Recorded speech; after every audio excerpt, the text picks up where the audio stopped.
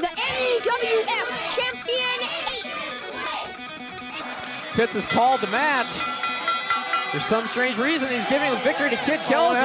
Mr. X declared the new champion. The new champion, Mr. X. He's won the title back. Get it back. Bring him around.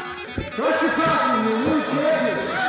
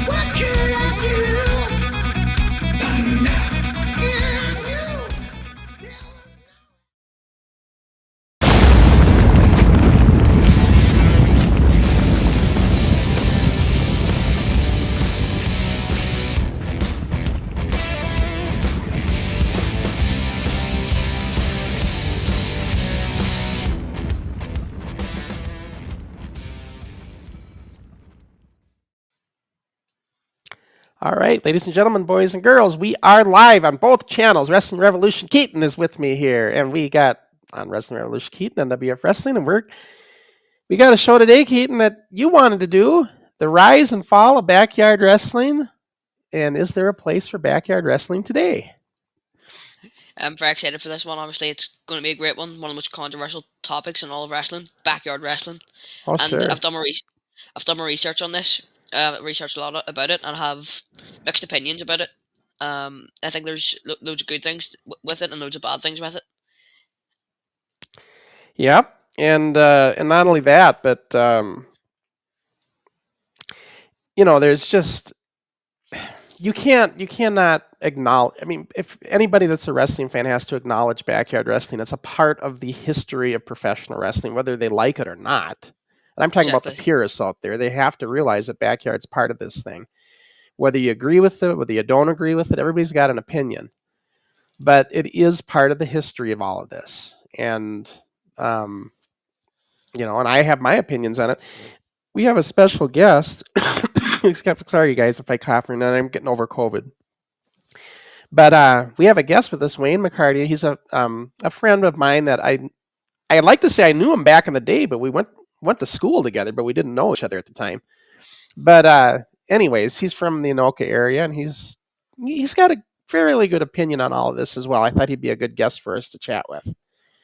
So let's bring in our guest then, Wayne McCarty, and then we'll get into talking about all this. So here we go. There you are, Wayne. Welcome in. Hello. It's good to see you again. We had him on with us. Good to see you too. On Rewind, he was with us when we did the October card as well. Because he was in attendance. I thought, why not have Wayne come on with us? So that was actually Dave's idea. That was my first live wrestling event. A backyard wrestling event. Yes, first ever live show. Yep. I had the chance to see many other AWA shows, never went, but I went to downtown Anoka to the Armory to see this backyard wrestling. Yep. And Wayne considers us a backyard wrestling. And explain why you consider us backyard wrestling so everybody understands. Untrained wrestlers. Untrained. Because backyard, or the terminology, means you're untrained, and that's definitely a thing. Now, my opinion on this is I don't think we're backyard because the terminology didn't exist. See, my opinion is backyard, or yes, that is from the 90s on would fall into that realm. But it's like saying, it's almost like trying to describe something that didn't exist and trying to slap on that label. But I will agree with Wayne on this. We were untrained. And the premise of being untrained versus trained. And you wrestled in a backyard. Yeah, a couple Oh, yeah. times. Not all the time though. Yeah. But most backyard feds though didn't do what we did. I mean, most backyard feds just stayed in the backyard. Very many backyard feds that would have went to and actually promoted shows and had armories and a cable television show and all that stuff. There's some that did, but very few and far between, and not really for any length of time either. But there are some that have, and that's what we'll talk about today. So, Keaton, I know you did a lot of research on this as well. Oh yeah. So, we were talking about this before we went on air, and as far as who was the first, like Wayne was saying, well, you guys were the first backyarders, but I always mentioned Mick Karsh and Playboy Buddy Rose doing their thing in the early 70s. That's the earliest I can think of. It didn't get very far because Nick Bogmichael squashed it. Mick So was that his can fan. actually happen. Yep. Yeah. Mick was his fan club president, and he did not like that. I mean, Mick Foley might have predated you because he has that footage of him going off a garage. But when was that? I don't think though? that would really be considered, like a backyard wrestling fed. I think he was just doing that for the camera. Yeah, like a stunt. Like if it was, not an actual wrestling match. I'm not sure. I've never seen the full video of that, but you're right. That's a good point because like that happened, and people think, well, was that backyard wrestling or was it just Mick jumping off a roof? Yeah, it's just goofing off for a camera, Yeah. unless he was doing an actual full match. So I don't know that. Maybe did you research that, Keaton? Yeah, Mick Foley and his... I have his book, the Mick Foley book, and I read it there about him jumping off the roof. I think he did do backyard wrestling though for a while. That's how he developed the character of Dude Love, I think. Yep. But it might have been after the actual jumping off the roof. It was, yeah. When he did backyard. When did that happen? Do you know the date time frame? I don't know the exact date, no. Well, I know Mick debuted on that I remember seeing him as Super Clash 88. Cactus Jack. He would have been before that. But yeah, when did he start wrestling? So that was 88, maybe 85, 87, or somewhere in there. Because he was down in Texas as Cactus Jack Manson. Okay. With World Class Championship Wrestling. I mean, I could grab his book right here.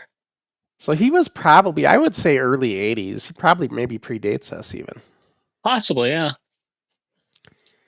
But yeah. But I don't know. I didn't come across too many at the time when I was doing NWF. I would search for other people doing it, but I could never find anybody.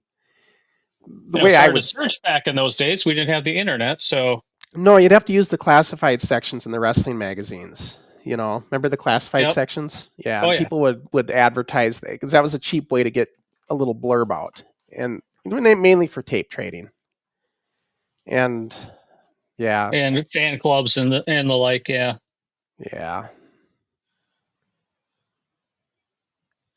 Oh, here's a comment from Wrestle Lulz. What's up? Yeah, we're just talking backyard wrestling today and the rise and fall. So, Keaton, what do you want to start with then on that? Well, we could start with just the pros and cons of it and the good and the bad, I suppose. Well, so the pros. Okay, here's the thing. Whether you like backyard or you don't like it, they have passion for it, whoever's doing it. Even if it's the hardcore stuff that I don't like. Because I'm not a fan of hardcore. I mean, but there's also that in pro wrestling. Right. There's plenty of hardcore there. Here, in Japan, everywhere else. So. And I'm just saying I'm not a fan of hardcore. So I'm not the guy that wants to watch a hardcore match. That's what I'm trying to mean by that. Sure. So but there are people that do like that. So it's like, but my point is though, when you're doing backyard, they have passion for what they're doing, whether you agree with it or not. They have the passion, just like a regular pro wrestler does. That passion's the same. Mm-hmm. So that's a pro, in my opinion, because they have the heart. But the cons, well, shit, you're not trained properly, you can get hurt. That's a huge con. And I think that's why most people do the backyard wrestling is because they don't have the money to get trained. So there's, they can still do what they want to do. If they had the $3,000, they'd go get trained and then wrestle in a regular promotion. But if there's a backyard promotion they can wrestle for free, usually they don't get paid. So, and they're out there in front of the fans that actually pay to watch this. Right. And then there's, so I see guys, I even see it to this day, Wayne. People are starting up at like a school or something, and it's really just a backyard deal, right? It's nothing, Yeah. they don't have any legitimate trainers, but they're trying to get something started and people come and get involved. And then you'll get these wrestling purists come along and say, who's your trainer? What has he got? What experience? You guys are just, this is a waste of time. Don't waste your time. Don't waste your money. And they're just ridiculing these people for trying. Yeah. And I kind of, part of me, I don't like that, because they are trying to do something. But at the same time, I see what they're saying. It's like a double-edged sword. It cuts both ways. Well, there are plenty of reputable trainers out there that have experience in WWE. And sometimes they might have to, you might have to move to relocate to wherever Booker T is training or Cody Rhodes training. Yeah. Or some of the other big names that train out there. Yeah, I think, like there was a time, Wayne, when you could self-train. There are guys that self-trained back in the old school days. And those would basically be, backyard wrestlers. But Mike Quackenbush, I know you've heard that name. Yep, he's been on here, actually. Yeah, I believe he started off as a backyard wrestler. He did. And I don't know if he ever actually got trained. He might have done some seminars, or some of them, a lot of the training's on the job. So if they actually get booked against a well-trained wrestler, right, they learn and from that becomes your training. That's how Jerry Lawler did it. Yeah, well, he started getting he started in backyard wrestling, but then he got trained by Reckless Youth. I don't know if you've heard of him. Oh yeah, them two co-founded Shakara, but him and Reckless Youth started training together. I think it actually was in backyard wrestling. Yeah, but like I was saying, though, in the old school days, you could start out self-training and work your way into the business. The reason I bring that up is I think today, in today's day and age, if you really want to make it to the big time or have a chance, you have to get some kind of training. You have to go through some kind of a reputable training of some sort. You can't just backyard your way into it like you used to be able to do, is what I'm trying to say. Yeah, well, I also believe that with backyard wrestling, I know you guys started it off before backyard wrestling existed, and you were able to start your own wrestling company at NWF Wrestling. But in the 90s, obviously the prime of backyard wrestling, and when it was more happening, there was no real, for you guys. Obviously, you were very lucky, obviously, to start your own wrestling company. But for these guys, it didn't really, for kids wrestling in the 90s. It's not as if like the AWA or big places like that would accept kids getting trained, and it was more frowned upon, kids coming into wrestling, and maybe felt that their only option was starting up backyard wrestling, and maybe but they really wanted to learn pro wrestling. That was maybe their only option. Yeah, I think so. Go ahead, it's Wayne. very rare that somebody under 18 that a training school will accept. I mean, there are a lot of cases out there where it has happened. There's a gal in AEW right now, Billy Starks. She started training, I think, at 13 or 14. I don't know if that was with an actual training camp, but not a lot of them will take under 18. Most of your guys that trained at an under 18 and back in the day were either the son of somebody who was famous or had a real in that way. They wouldn't just take anybody. It's nowadays it's a little different though. You have a lot of indie training centers that are training 16 and under even. So it's changing. Yeah. But it wasn't like, but my thing is though, like a backyarder, there was a time when you could I'm going to say self-train because again, Wayne and I have a difference of opinion. It was self-training back in the day. But I'm a perfect example myself. I self-trained and then I got in with Eddie Sharkey, right? Yeah. And when I had my first match with Eddie Sharkey, he didn't train me. So when we did that dual event, but then I started training with him after, and and then I did, and that's how it goes. That's what I was trying to say. You can kind of backyard your way into the business, but I don't know if you can do it like that anymore, is what I'm trying to say, because it's so technical now, matches. Yeah, I agree. And the style. Don't you think, Wayne? Yeah. It would be hard. Yeah, You I know? agree. I think that with the way like for other people that were maybe doing it in the 90s, maybe it was good self training for them as well. I know obviously some of it was very dangerous, obviously jumping off roofs and everything. It was crazy, but when they grow over to over 18, they'll be able to take the pain and they'll understand the bumps they've had to take. But maybe they won't be able to do as hardcore stuff as they do in pro wrestling. But it will help them, I suppose, get their feet wet and then go through the doors of pro wrestling, and it will help them springboard into pro wrestling. Like the likes of current stars like CM Punk, Seth Rollins, all started off in backyard wrestling. John Moxley, and then Mick Foley, obviously, who's a legend of the ring, was a backyard wrestler. Kind of the Hardy Boys. Yeah, Yep. Hardy Boys. I mean, you know, the list goes on and on. Even Jerry Lawler, people Shane don't realize. Helms. Well, I don't want to say backyard for Lawler, but Lawler was one of those self-trained guys. And same with Bobby Heenan, self-trained. Never got any. In fact, Heenan never got any. But then again, Heenan was with a lot of people who knew what they were doing. And eventually, like you said, Wayne, he learned by getting into the ring with everybody else. Yeah, and I think he started at a young age helping out the WWA. The promotion there in the Indiana area where he's from. The original Sheik. And so, like, going in there as a teenager, and it's kind of like he's, been around for so long that they just kind of show him some things here or there. Yeah. We got comments coming in, guys. I'm just going to bring them in here so we don't lose them. So that Wrestle Lulls guy that said hello to us, he says, nice, been chilling so far. Honestly, I think when it comes to backyard wrestling, wrestlers sometimes have to start somewhere. Yeah, that's true. And that's just it. You know, that's why I kind of have and obviously with how we started, I have a little bit of a soft spot in my heart for anybody who's trying to do backyard, because they're trying, right? They're trying to get started. And the only thing is, when you do decide if you want to really make something of it and you try to go to a training school, you're going to maybe find that you weren't doing things right. That's the thing I learned with Eddie Sharkey. Yeah. What I thought I was doing, I wasn't doing correctly, and Eddie would correct me on that. So that's what you're going to find. You're going to find that you're going to get corrected. And then he says, look at the ICP, for example. Yeah, the pro wrestling company. Yep. So, do you know much about ICP? I know a bit about it. I know it came into a big wrestling company, but at the start it was a backyard company. So it was a backyard company at first? He's not talking about the Insane Clown Posse? Is that what that is? Maybe. They're also like untrained wrestlers who actually got to wrestle with WCW and WWF. Yep. Just because they're a rap group that were really into wrestling. Or I'm not sure if you can call them rap, but...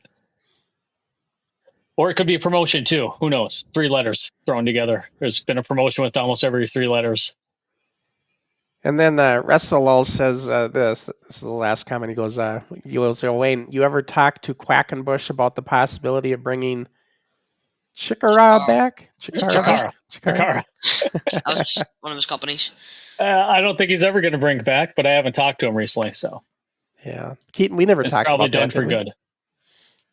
No, I talked to him a bit about Chikara Pro Wrestling. That was the place. That was his company where he started off with a wrestling school, and then he turned it into Chikara, one of the biggest indie companies at the time. But yeah, it shut down. I don't think it's ever going to come back. Okay. He did have a false shutdown at one time, and then they were doing some storyline stuff to lead to them coming back. But I think they're done for now. And Kevin Meza says you can start training at Titanic Wrestling in Belfast at 16.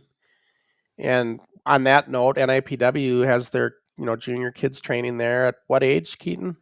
You can do it 8 years old. 8 years old is the minimum, and then what? You can. Yeah. Europe, they're always younger. They're younger in Europe.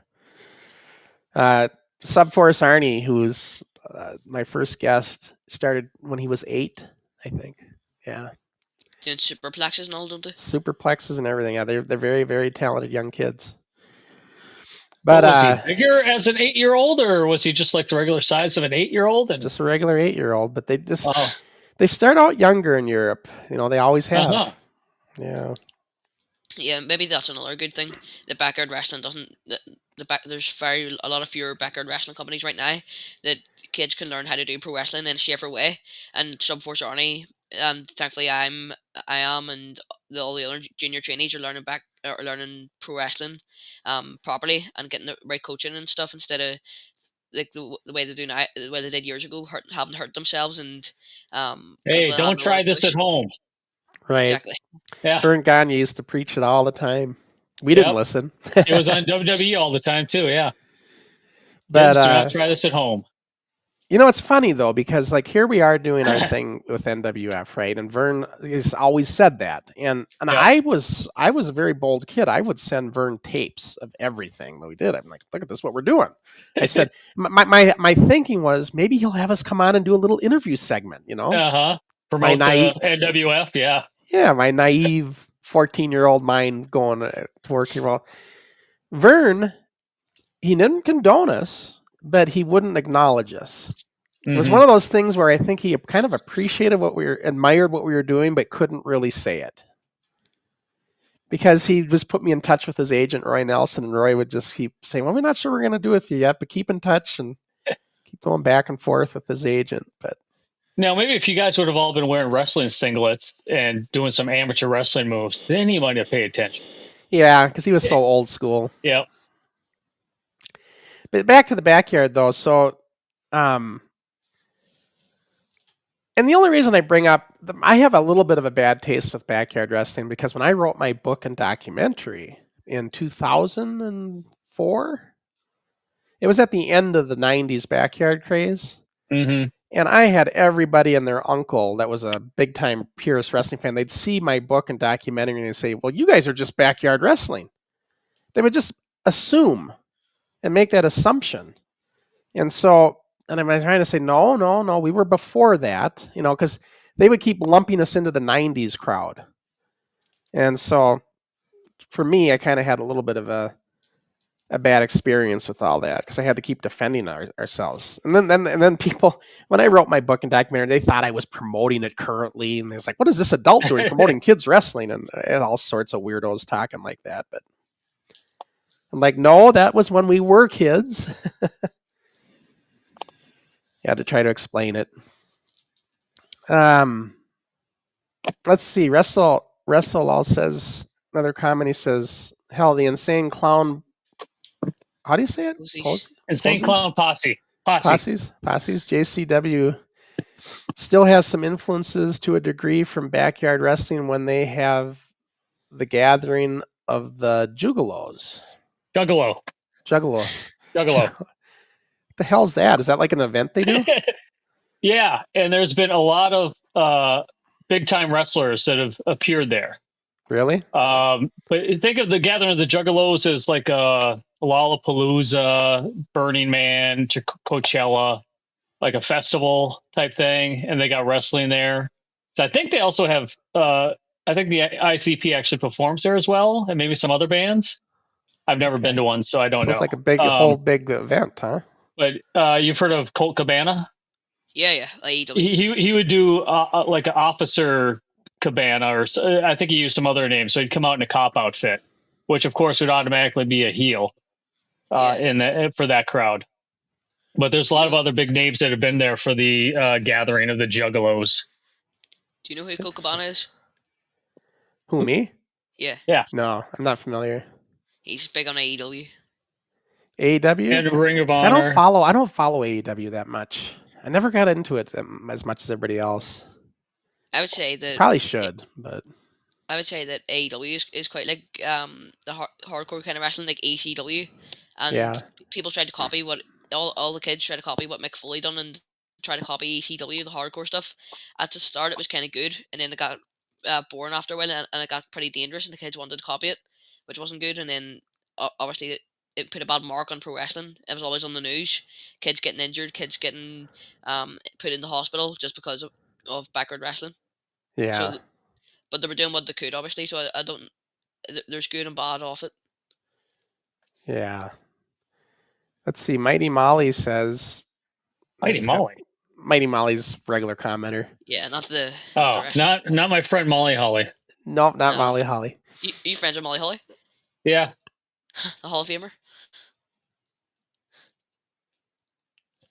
Oh, the wrestling figure. Yeah, and she signed that. How would you, Mighty Molly says, how would you define backyard wrestling?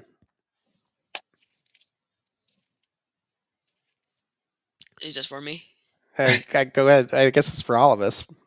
Untrained wrestlers putting on a show. Not necessarily in a backyard, but that's my definition. What do you think, Keaton? I would define it as pretty much what you said, like untrained wrestlers trying to do wrestling, and obviously they're doing what they can in the wrestling ring. Obviously, they don't have proper ropes. That I think they can't really jump off the top rope because of the rings that they make, and so they're doing it in a back garden, maybe sometimes on a trampoline, and it's untrained wrestlers just trying to do their best. Right. I mean, I agree with both of you. But however, the terminology backyard wrestling to me is defined from the 1990s because that's what people refer to. Just think of it. When you think of backyard wrestling, it started in they don't really say it started in the 80s. They say it started in the 90s. So I think it's a product of the 90s that is carried on. To this day, it's still there, you know. Yeah, there was a lot of backyard wrestling going around in the 90s, but it wasn't all that stuff that was being sold on the DVDs. Right. But what percentage would you say is what would be the legitimate stuff? That's hard to say. Yeah, I mean, when I say legitimate, the more normal wrestling. Yeah. I would say it'd be higher. That would be the legitimate, because it's really just kids or young adults wanting to go out there and be a wrestler, but they can't afford the training school. Because there are training schools in just about every major big city. So if they want to get trained, they could get trained, but they got to come with $3,000. Is that what do they charge in Minnesota right now? I think it's around $3,000. See, it's not like it could be up higher now. It is much cheaper, like in Ireland and Europe and other places. Yeah. It is. It's only £7 a week for us. Which is about $7. What I don't know if pounds are double what we are. They're about the same. It's like $10 a week is what it is basically here, I'd say. And then even for the adult training, I don't think it's too much. No, I don't know what it is for the adult training. Yeah. But their training's ongoing. Like they don't like when you say $3,000, Wayne, you're talking about you're talking like 6 weeks or something and you're done type of thing. Something like that. Yeah, it varies. Like the time it takes, because they might not let or encourage a wrestler to go out there and wrestle yet if they're not quite getting it after the 6 weeks, if they're a good trainer. There's others that might say, yeah, this is the end of the class session. See ya. Right, and that's for $3,000. We're like, what they do over there in like Northern Ireland and even a lot of other places, even here in the United States, you pay a monthly dues and you continue to train.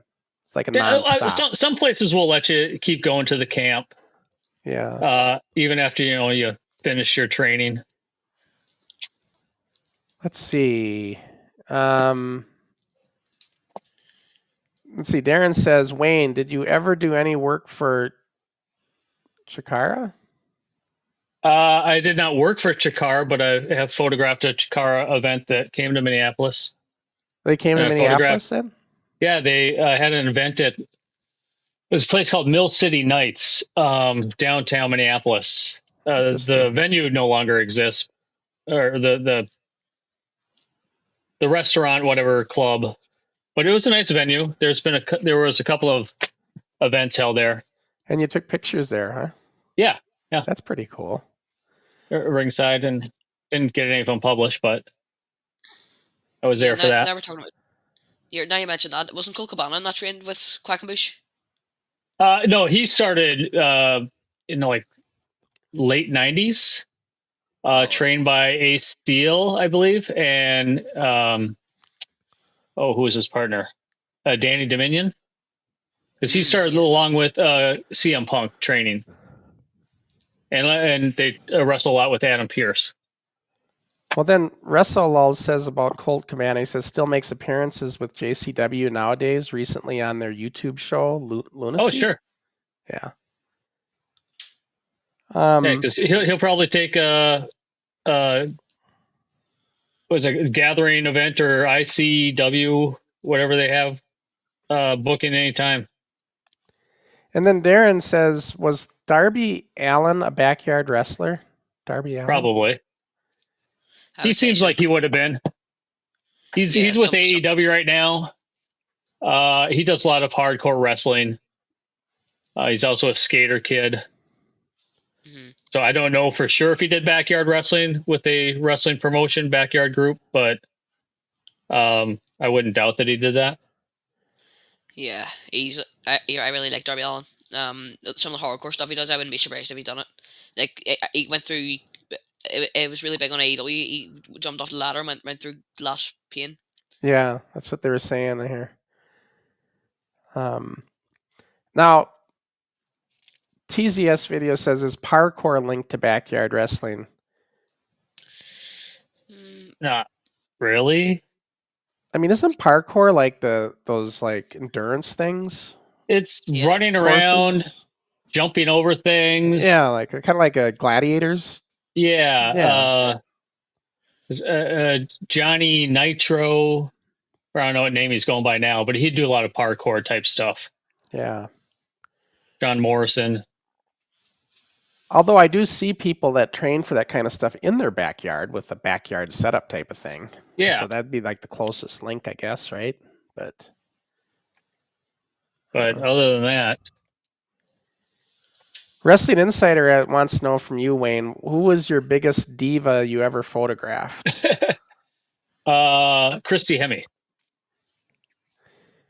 In two ways there. She was a diva. And I believe she was the diva winner. And she was kind of a diva when taking the photos. So, what do you mean by it like that? Like she just... she was worried about doing the photos before her match and just complained a lot that, like kept pushing it off. But then like the main event was ODB versus Awesome Kong, and they're taking photos right before they went out. Yeah. So yeah, Christy Hemme, she was a big diva. Let's see. And then WrestleLulz, the comments just keep coming in, Keaton. I'm just trying to get through them. Yeah. WrestleLulz says, funny enough, the biggest attempt at backyard wrestling from a promotion has to be the shows on the Hardy compound. That looked like they the Hardy did Boys? some stuff with the Hardy Boys in. Was that AEW? No. Maybe Ring of Honor? And they did all these weird. It's what got Matt Hardy to be hired back to WWE, and they're just doing some weird stuff on their property. Okay, is that what he's talking about here? I think so. Biggest attempt at backyard wrestling from a promotion. Because I think they filmed a match there on their property, or they might have done it for WWE even too. It's interesting. You know anything about that, Keaton? No, not much. I know the Hardys did try to do some stuff with backyard wrestling. Yeah. So that's when Matt Hardy was doing his delete thing, and then he got really popular with that, and he was just being weird.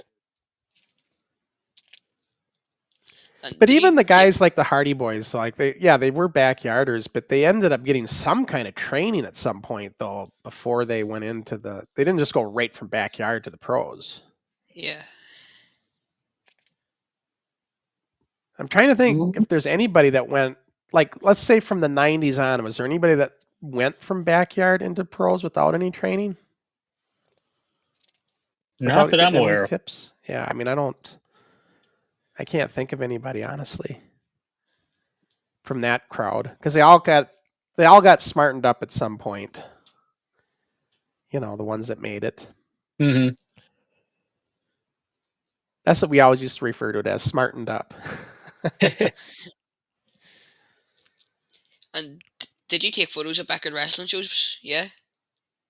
I took photos at a promotion that started as a backyard group, but I think by the time I started taking photos, there was more guys that were trained that were going to work for them because their main promotion shut down, MPW, which I talked about earlier.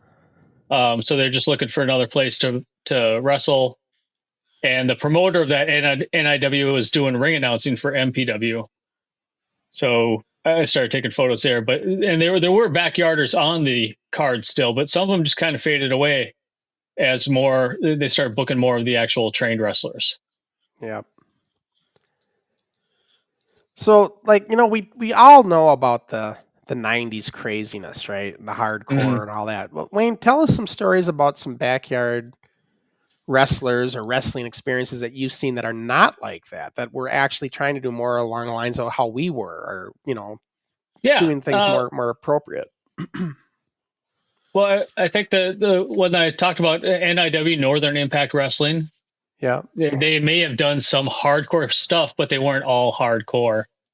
Because just about every promotion once in a while is going to have a chair shot or belts to the head, whatever. But and I don't recall if they actually had a show, because by the 2000s, not too many people were concerned about getting shows on public access. They'd probably be. I don't know if they were able to put them on YouTube at that time. So you mean like they didn't have a cable show like on access? Or anything? Yeah. They might have, but I don't think so.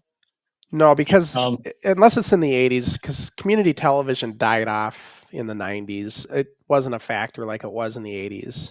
Didn't have the viewership. It's still going today, but there's still public access for cable. Right. But I had a coworker who still had a show on there recently. But honestly, it's lost in 400 channels, and people exactly. Very few. A lot fewer people have cable than what did back in the mid 80s up into the 90s and beyond. But yeah, I think most of your backyard feds now would just be like a social presence, either YouTube or Instagram or whatever, which is free and easy to do. Yep. Then would this, any of these backyard feds that actually promoted any shows with? They all promoted shows. They all had attendance and everything. Mm-hmm. But were they in like their backyard though, or were they in an actual? They were actual at venues. So none of them were just in their backyard. They may have started that way before I saw them, but. And how did the other promotions treat them? Did they acknowledge them, or were they just not acknowledged, or were they? Was there any intermingling? Because MPW did actually acknowledge them. They had a wrestler who was with the NIW, the untrained, and he eventually then went to MPW to get trained. He's called the Prophet. And so they actually did an angle where wrestlers from the NIW came in and invaded MPW and went after their former fellow wrestler of NIW. Really? Yeah. Sounds cool. Almost like an NWO thing. Yeah. So they came out, beat them up, and then the MPW wrestlers run in. I only remember this because it was about 20 years ago, and on my Instagram, which is listed on there, I do on this day 20 years ago, 15 years ago, or 10 years ago, whatever match I was took on that day. And this actually happened about 20 years ago. So next few times I do MPW, I'll see if anything happened with that. That's interesting. Sometimes not next week, but the week after. So I get to the photos, I'm like, oh, this happened? I totally forgot about this. Who are these guys running into the ring to beat up the Prophet? The Yarder guys. Yeah. But you know what? It's interesting to hear this side of backyard wrestling, because it's the side people don't know about. That's why I think you would get caught up on the backyard wrestling label. Yeah, I do. What you saw from the commercials in the 90s. Yeah, the best of backyard wrestling and all the wacky stuff. But there were people, I think, on those tapes that were actual pro wrestlers.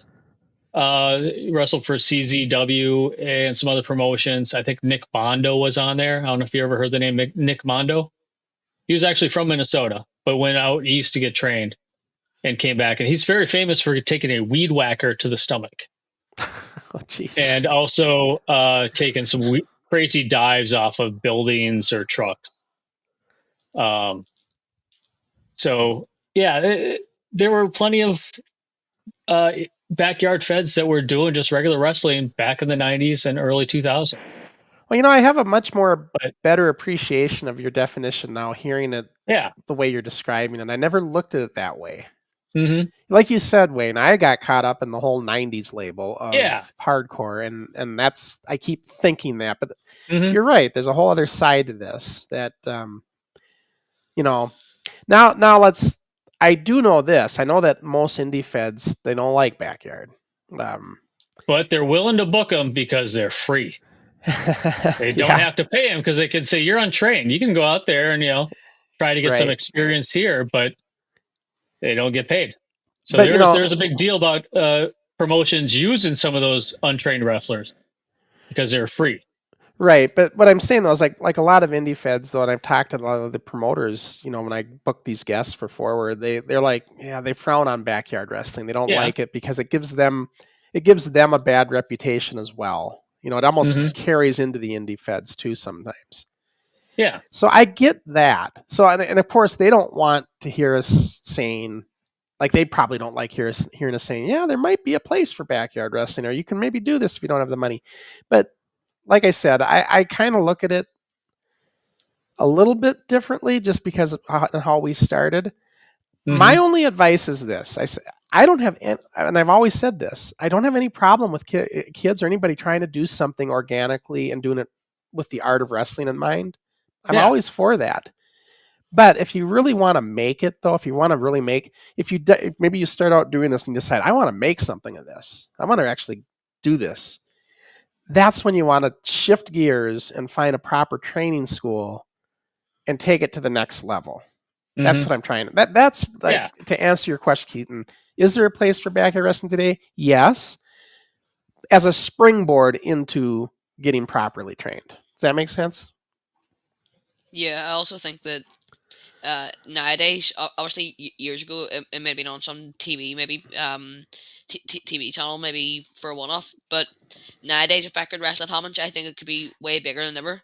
Now that social media is obviously bigger than it was in the 90s. Now that social media is so big, like there's a guy called Joe Weller. I don't think you might have heard of him, but he's on social media, and he would doing WWE moves in public and seeing people's reactions, like where maybe suplex someone onto a beach or something, and it's really stupid, but also like kind of cool to see. And if he could start up his own backyard wrestling company, like Joe Weller isn't a backyard wrestler, but he does that kind of stuff, and it gets big hits, like massive hits. And I think it's the same kind of thing of backyard wrestling. And I think if that was brung today, it would be bigger than ever. Is that similar to the guy named I think a Superhuman? He would do just short clips of like him jumping on a door, it's laid out like a table, and do other stupid stuff. Okay. Yeah, I know who you mean now, but it wouldn't be like that. He's the one that just does all the crazy stuff, like where he jumps on the barbed wire and all. No, this is a guy who he would like go onto the street and then perform WWE moves in public and see like people's reactions. He's not like that guy who like dives on the stuff. I think I know who you're talking about. Yeah. Actually, I've seen shows where in Mexico they'll do lucha libre in a street and then look for tips. So as the cars are sitting there at a red light, they'll do a bunch of luchador moves right in the street, and then go down the row and ask for money. Yeah. I think this is on David Arquette's movie, You Can't Kill David Arquette, and I think I've seen it elsewhere as well. But David Arquette's movie is free on some streaming service. I can't remember which one, but if you got a streaming like Roku, search for You Can't Kill David Arquette, and that'll show you some wrestling from Mexico in the street. Yeah, and I was gonna say here, Darren's question. And David Arquette was a yarder that was a world champion. Although he might have went through some training before that match, but yeah. And then he became very big in movies as well, didn't he? He was big in movies before. He became champion because they were promoting a movie called Ready to Rumble. And so they used some WCW wrestlers for this movie. So to co-promote it, Bischoff thought it would be a good idea to put him as champion, and it would get a more pretty controversial though. Yes, whole thing. a lot of wrestling that. fans hated that. Yeah, And then many years later, Arquette decided he wanted to actually get trained to be a wrestler and then go on tour, which was basically to do this movie, You Can't Kill David Arquette. And he does a match with GCW against, I think it's Nick Gage. I think it's their big champion, death match champion, where Arquette almost died from a light tube cut. Jesus. Yeah, that's the dangers, right? Yeah. But so he wanted to, I think he mostly wanted to make the movie, but also to try to gain back respect of wrestling fans, because he's always been a wrestling fan. David Arquette went to wrestling as a little kid. And so I always had great respect for wrestling, but wasn't a trained wrestler who became champion. Right. And as far as Darren's question here, I guess it could be difficult to get insurance for a backyard Wii show. Well, Yeah, as you know. I mean, I experienced that. Yep. I mean, our insurance agent tried to cancel our homeowner's insurance when they found out we were doing it in the garage. Mhm. So yeah, that part of it for sure. And then even when you do venues, even these indie promotions, when they have to get insurance, it's not covering the wrestling. It's just covering. I don't think there's an insurance company out there that's going to cover everything going on in the ring. No. But you just get these general liability coverages that cover the building for normal events, and that's it.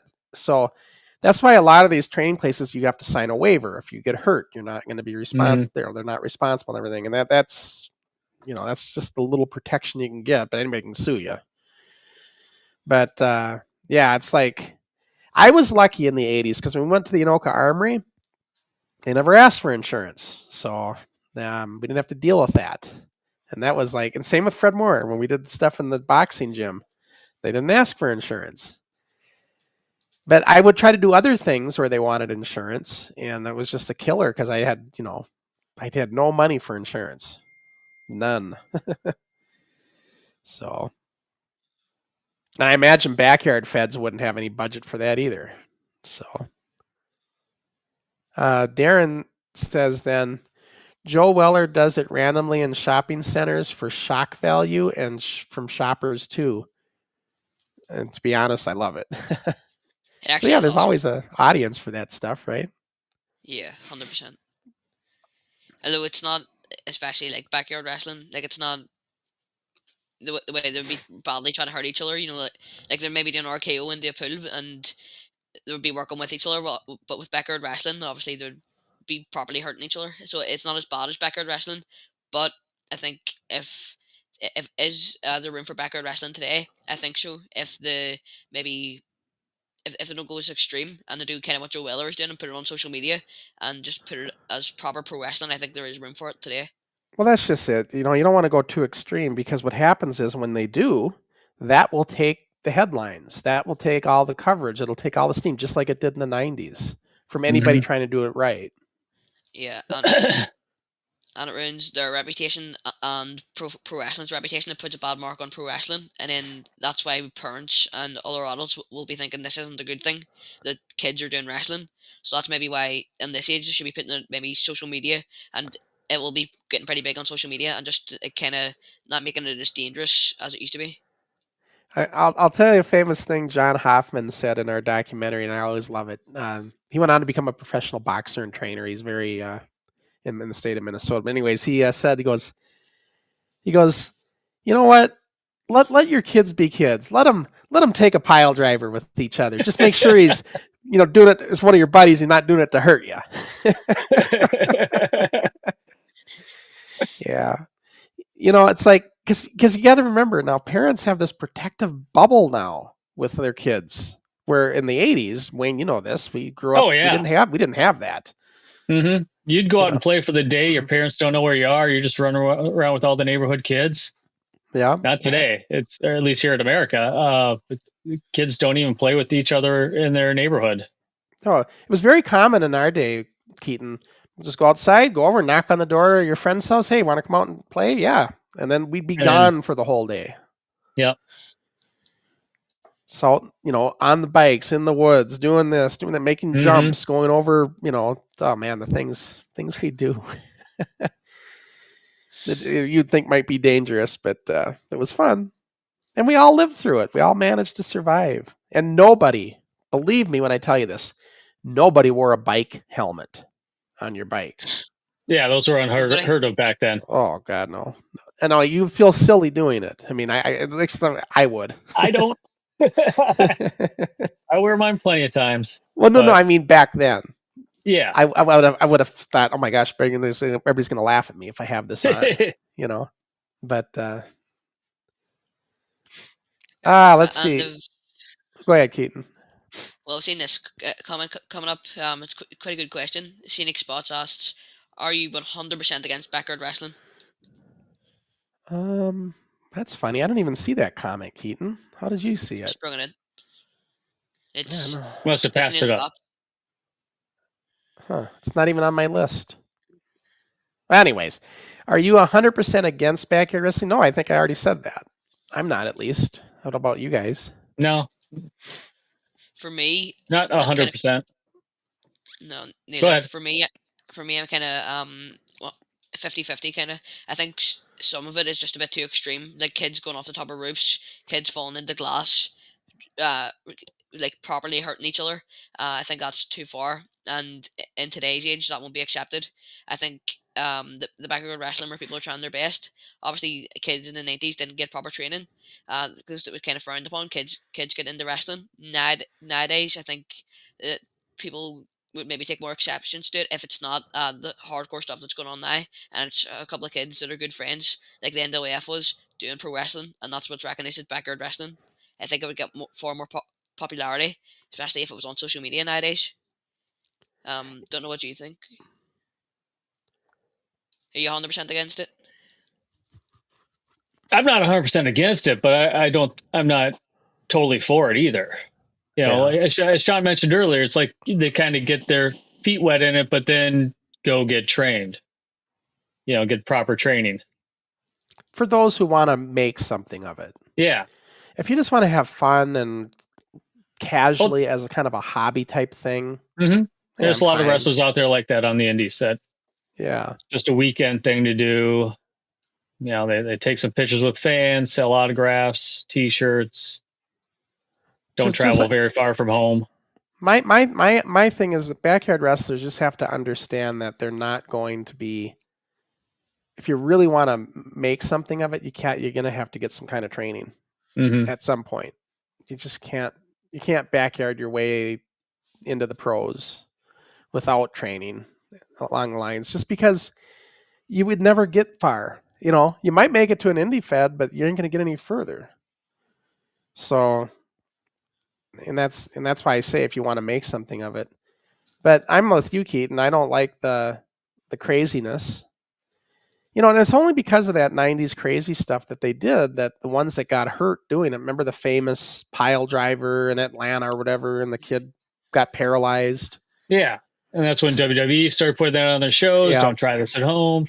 Right. And so those kind of things happen, and that's what kind of, you know, sets the mindset that, oh, it's all like this. And it's not true. It wasn't all like that. So that's where people get misconstrued.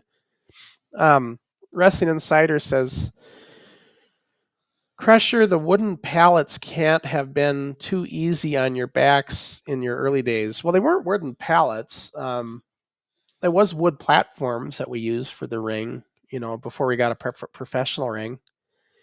But remember this, Insider. When you're a kid, you're flexible. Your body's more flexible. You can take more of that kind of stuff than when you're an adult. So flying around and taking bumps on a wooden platform, yeah, it sounds like it's not going to feel good when you're an adult. But when you're a kid, you're more resilient. Your bones are more flexible. You can just take it. So we didn't complain about that. You know, we didn't mind it. We just did that, and we didn't care.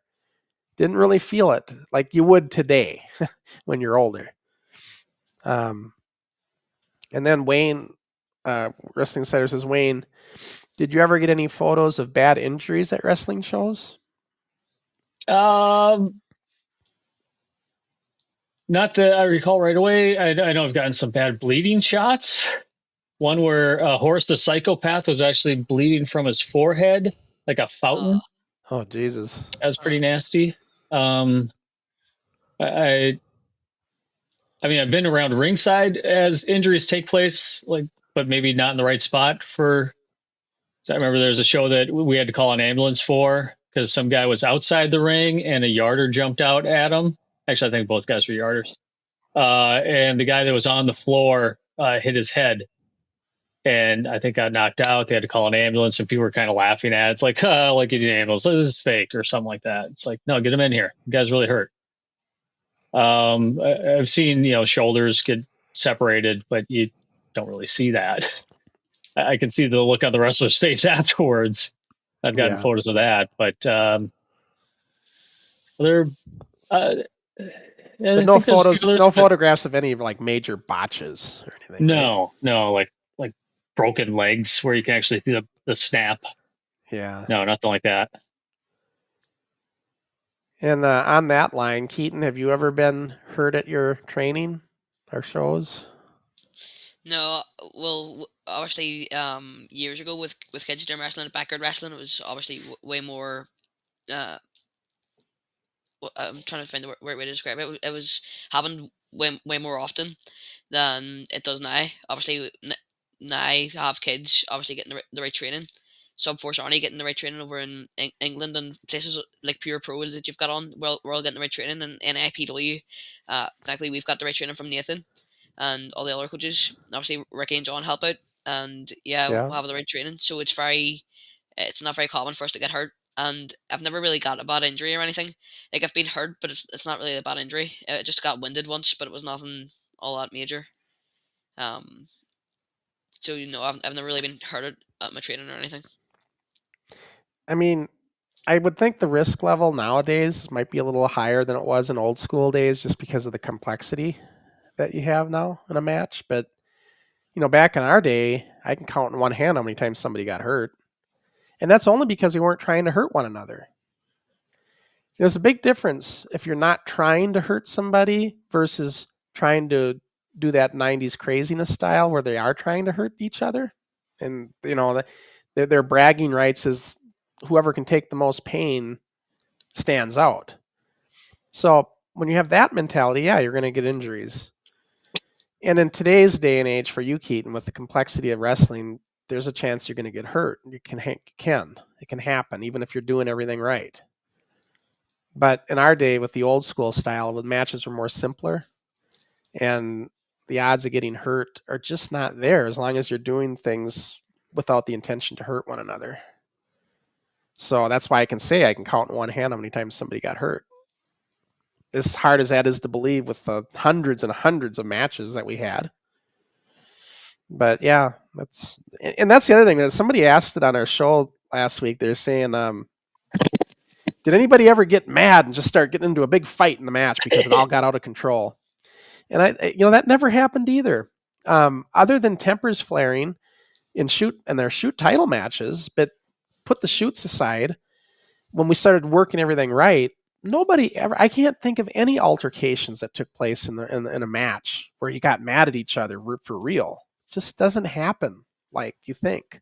Like people want to think, I guess I should say. Sometimes you get a beef. I remember I had a match with Mr. Macho at the Anoka Armory, and the one you were at, Wayne. Mm-hmm. And we weren't working well together that night. And then, sometimes you'll do a move and they'll mess it up on you and you'll get mad. Like I remember getting mad at Mike over something like that in the match. And at one point I took a glass of water and I threw it in his face. Somebody had it ringside. And that pissed him off. So we started kind of going at it for a minute. But just we weren't hitting each other, but we were like tense. That kind of thing would happen. But other than that, no like outright fights, Yeah. Sometimes you get a little perturbed with your opponent sometimes. Yeah, I like that guy, Mr. Macho. Yeah, Mike Whaley, he's a good guy. Hopefully he'll be on with us as a guest. He was saying he wants to come on with us when I met up with him. I'm trying to get him on. Mighty Molly says, you guys get some really top guests on. Wayne is another top guest with such unique experiences. Reminds me of Tony Stark. I've gotten that before. Yeah, Tony Stark. Uh-huh. I was actually at a comic book convention and I was volunteering, helping out there. And this comic artist says, "Are you cosplaying as Tony Stark?" Nope, I'm just volunteering here. And I see you got Inside Thank you, Mighty Wrestling. Molly. Keaton, are you familiar with Inside Wrestling? I've heard of it. That was It's one of the big magazines. along with The Wrestler, Pro Wrestling and those two Illustrated. came first, and then Pro Wrestling Illustrated came in 1979. The other two magazines had been around for over 10 years, and Pro Wrestling Illustrated is the only magazine still going in the United States. I know there's a few over there in England. Did you ever do States. pictures for the guy in Mankato with his magazines? No, he was done by the time I started. Melby, I think. Is it Melby? I can't remember his name, but he had that couple magazines. Yeah. Yeah. He did all the program guides for like the AWA and the first set of trading cards. Yeah. The All-Star Wrestling trading cards, which were very valuable. And I had a set. He gave me 2 sealed sets. He sent them to me. Oh wow. And you still have them? No, I ended up selling them when they started getting valuable. Oh. But now they're worth even more. Issue of Pro Wrestling Illustrated. Is that CM Punk on the front? Yeah. But that's the ad for Crossen's book. I was trying to look for that here. But different size ads in these. This is one of the smaller ones where you can barely see it. But yeah, how about that? It's a DVD of the month club for only $10 a month. Is that what it's advertising? Yeah. God, I remember doing that. DVD of the month club. Yeah, we used to do that before the YouTube stuff. And this was from December 2006. Yeah.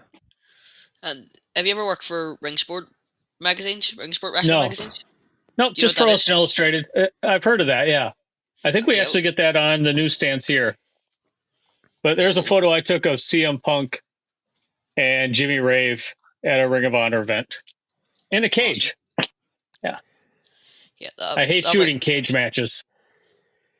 Have you ever been contracted by like the WWE when they come to town or anything? Sadly, no. But I've shot ringside for WWE, which is where I got the photo there of Shawn Michaels and Triple H. That was in Rochester.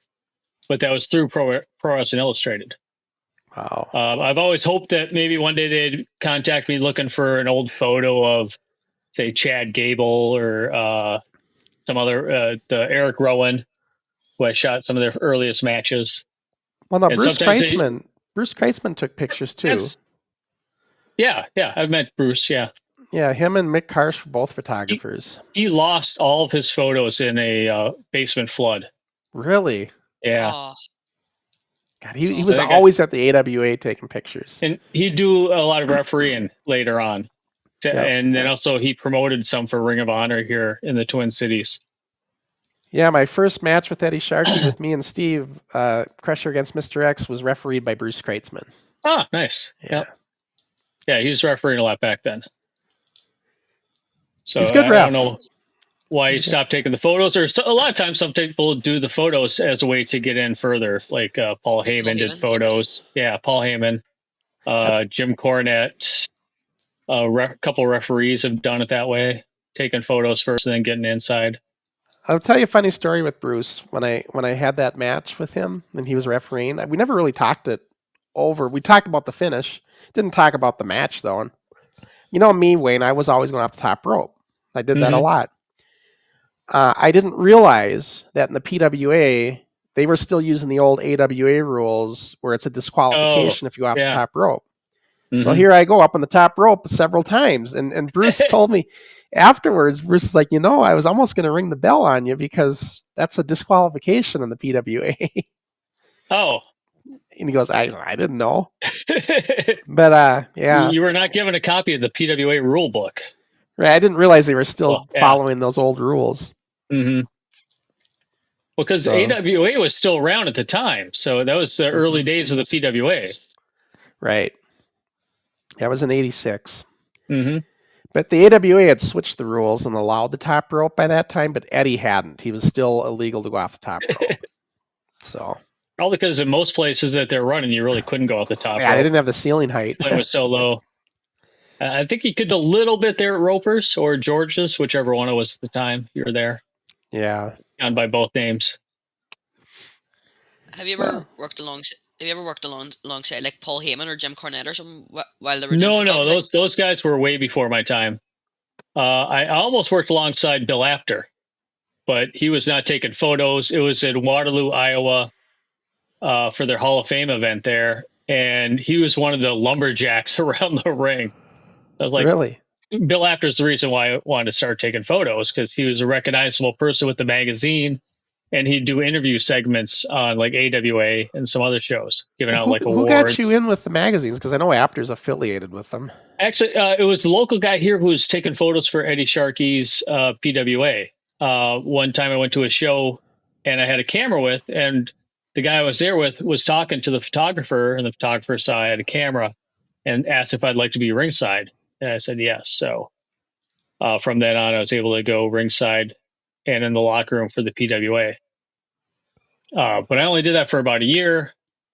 In the meantime, went to school for photography and came back in 2003 after digital cameras came about, which was kind of the reason why I stopped doing it, because using film, paying for film and film processing and not making any money from it. And I was trying to contact through Bill Apter to get photos published, but I never had anything that he could use or wanted to use. So it was a lot more money than I wasn't making anything. So, but once digital comes along, you don't have to pay for any processing or any more film every week. So, And then and TSC then videos. that's when I got in with PWI, when I submitted some photos from a local show, which had this photo up here of Sumi Sakai, who apparently just retired or is going to retire, and she was the first Ring of Honor Women's Champion. And then they did a full article on her for another magazine. TSC videos wants to know which photo you made the most money with. Is there one that stands out that you did good with? No, there's none that I made the most money with, but the most famous one is this one here with CM Punk and Daniel Bryan with Ricky Steamboat in the background. And it's on the back of this AEW action figure. Oh, that's cool. Which is a retro of Ring of Honor. So, yeah, I took this photo here, awesome, which originally showed up on WWE.com when they're promoting those two wrestlers at a pay-per-view. I can't remember which pay-per-view it was at. But they did a slideshow, and I didn't make any money on that photo there because that's one of the photo shows where Pro Wrestling Illustrated paid for my copyright. All the other ones where I've sold photos to them, it's just a limited use copyright. So I still own the copyright. But for this Ring of Honor show, which was the first Ring of Honor show they had here in Minnesota, and had that CM Punk Daniel Bryan bout with Ricky Steamboat, and it was pushing the Ricky Steamboat CM Punk feud. And I was there to take photos of Ricky Steamboat for an interview that they did. So it was an interview photos where he just sat down in front of me, did a whole bunch of facial gestures and looks, and those were used with the interview. And so I sold them my copyright for that full show. And would you never? Yeah, a few years later, WWE went to PWI saying, "Hey, do you have photos of these two at some indie match?" And that's the only one that they sent them was photos from that, a lot which had never been printed before, because they did print a lot from that match. And one was that one there that ended up being a meme, showing both the handshake from that match and then their handshake at WrestleMania or whatever the pay-per-view was.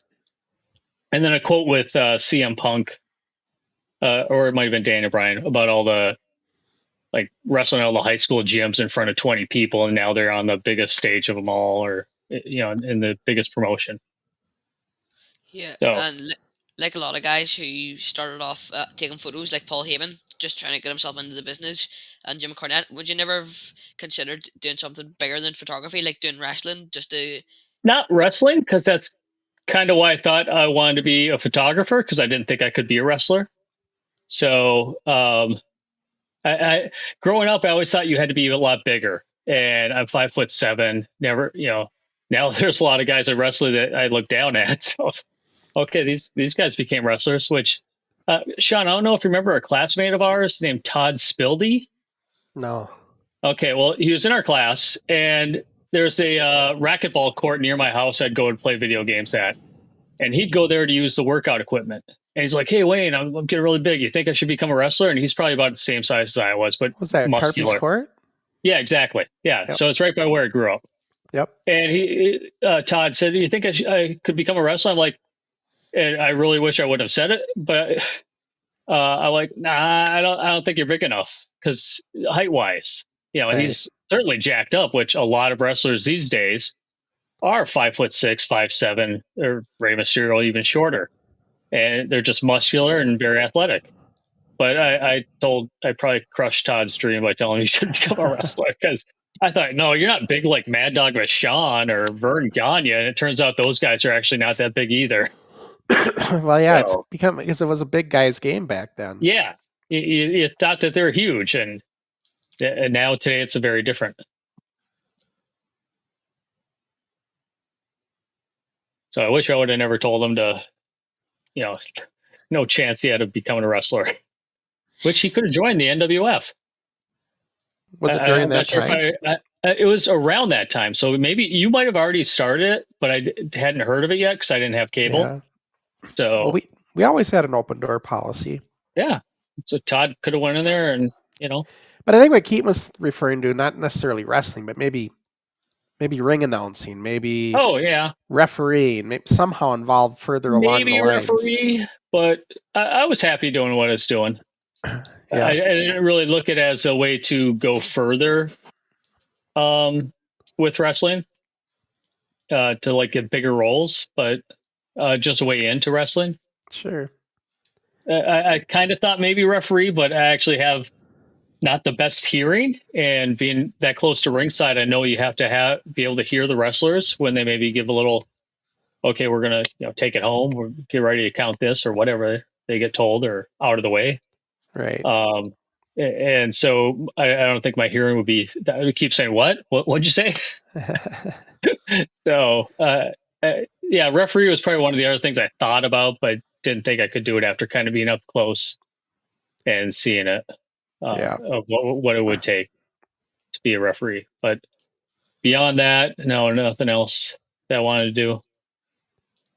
Certainly not promote. Yeah, promoting. But that's what I Yep. enjoyed the most, was the whole running everything. I enjoyed that Yeah. more than anything. Just, I don't know, the sense of accomplishment you get after you do these things is just, it's the fuel that keeps you going. So If it all goes well, yeah. yeah, unfortunately for us, with the big events, they went well. hmm Even, like I always say, our worst event that I'm always disappointed with was still 50 fans. Yep. And that's not a bad crowd in the indie scene. Yeah. Some promotions might be happy with that. Yeah. The scenic spots. We'll probably take this question, Keaton, and we'll probably start wrapping it up here. But he says some of the referees are as famous as the wrestlers. Who is your favorite referee? So I think of Marty Miller. Marty Miller. He's an Well, old AWA ref. there's a guy. I've always liked him from the start of watching wrestling. I've always liked this guy. I don't really know why, but I think it's just because he's been there for so long. He's one of the longest referees in WWE. His name's Charles Robinson. Uh-huh. You'll know who he is. And I was going to a WWE show before. It was Clash at the Castle in Cardiff. It's not far from where we live, and he was there, but we didn't really get to see him. He would just pass by, and my dad saw him, and he walked over to him, and he was like, "Is it okay if we could get a photo?" And he was hoping maybe that we'd be closer, but and my dad was like shouting for me to come over, but he wanted to keep it as a surprise. And while he walked over, I got the photo with him, and he was one of the nicest guys, like one of the nicest Uh-huh. people, and he would take time with you and just be such a nice guy. Like, he gave me a free signed autograph. He's just so nice to me. Unlike some of Yeah. the other wrestlers. And Well, really down to earth guy.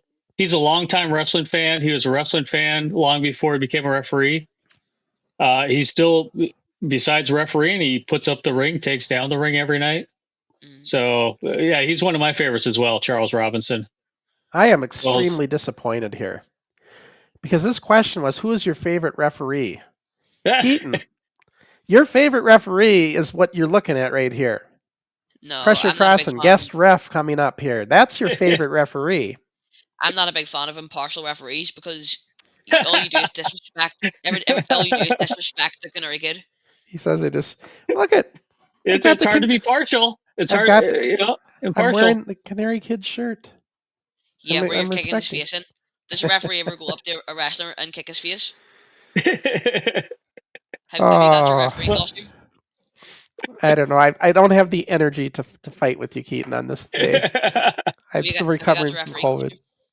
What I have the shirt not up here though. Yeah, he posted a photo of the shirt. Have you seen the picture, right, Keaton?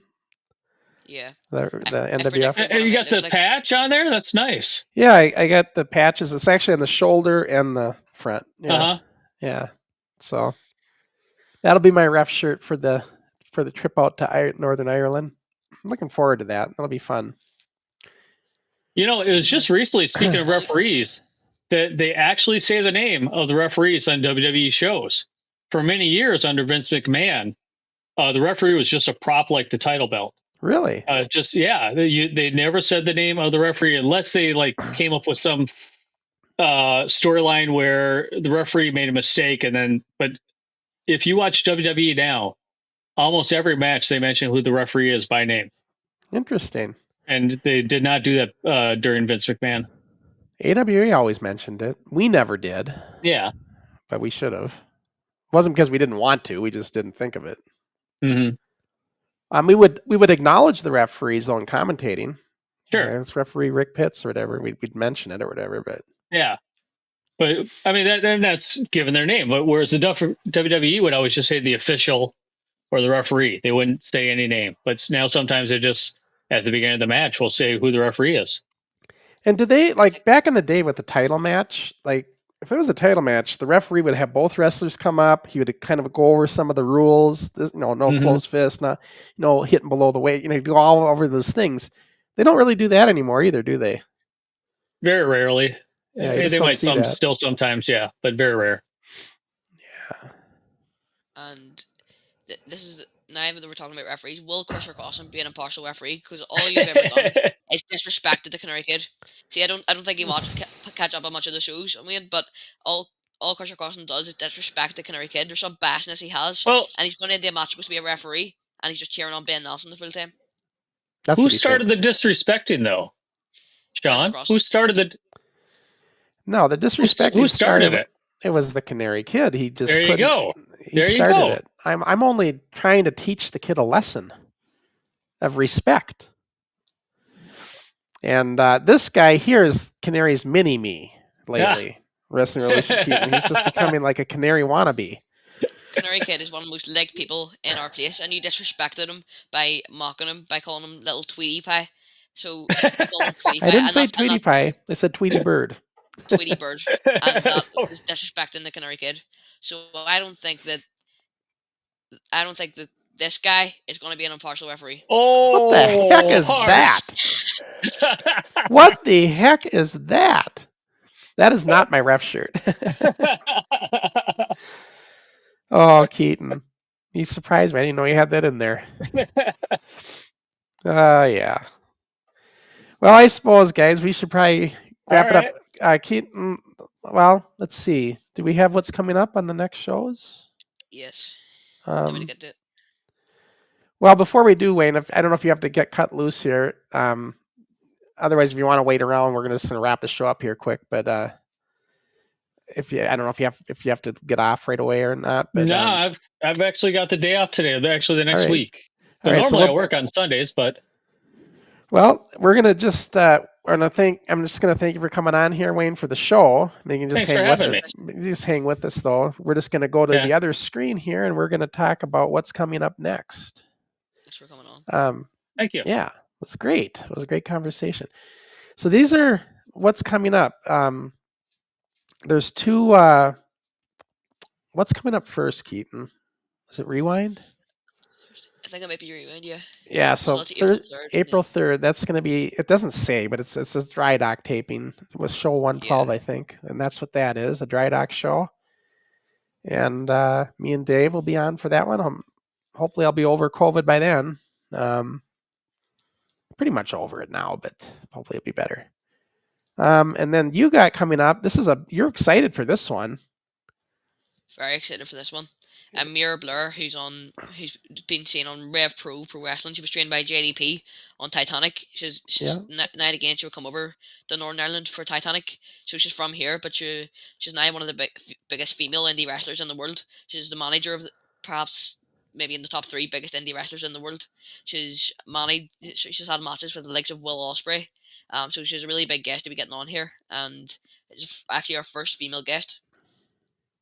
Yeah, it'll be a great interview, and that's going to be what, a week, 2 weeks from today. Yep, and then All right. And then there's a chance that Michael Oku, her partner, and also who she manages, one of the biggest indie wrestlers, could be coming on as well, possibly. And the dates here, if you can see that small photo, we've just arranged some dates coming up with Tank the Beast Parker coming up to Autism Month. So I decided to get him on for Autism Month, and he's willing to talk about that. Oh, that'll be great. Great to see Tank again. That'll be a good interview.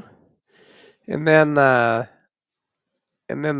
bias. Yeah, it's the way they pronounce their name over here. They're called the Bies.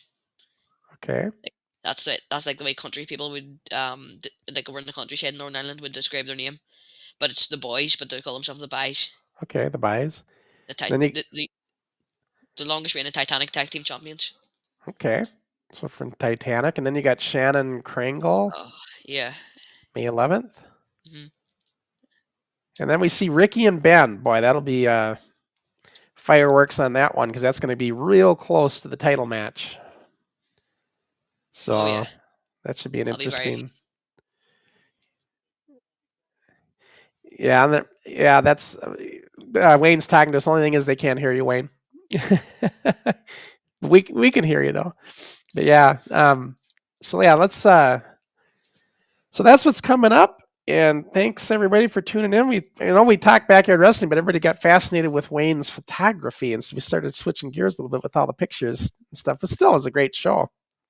Yeah, and for the Ricky and Ben show, it'll be great to have the 2 wrestlers that are wrestling in the match, the founder of the NWF, and also the impartial referee, Crusher Crossen, coming on as well. The impartial referee, and oh Jesus, where are you getting these from? Keaton is having too much fun, folks, when he's not in school. You should be studying school. You shouldn't be working on this stuff. Look at this. That is horrible. I cannot believe this. And you're talking about disrespecting Canary Kid? Look what you're disrespecting. The 5-time champ. But you have disrespected the Canary Kid. I respected the Canary Kid, but now that you've disrespected the Canary Kid, I suppose it's payback for NIPW in Northern Ireland. Well, you know what? You just opened a can of worms, because if you start doing these pictures, I may come up with training pictures of wrestling Revolution Keaton. No. So you don't know what I'm going to come up with now on the next show. So now that we went down this rabbit hole. Speaking of which, guys, this is what we're talking about. Oops. I had to get that out. This here. I don't know how we got to this screen, but anyways, I don't know if they can hear us. Let's see. Why is this coming up like this? Image not found. I don't know. Hang on. There we go. The Canary Kid versus Ben Nelson, June 1st. Special guest ref, Crusher Crossen. Championship match, 40th anniversary. This is going to be great. I'm looking forward to this. It's going to be fun times. Yeah, it'll be awesome. And I know this first Malone Rugby Club show that they're doing coming up next weekend sold out. So yeah, it's sold out. So I can just imagine how this will be sold out. Yeah, so this should be a good one. Just excited for that, and that's upcoming. So for Revolution Keaton, this is Crusher Crossen. We will see you guys the next time we are live.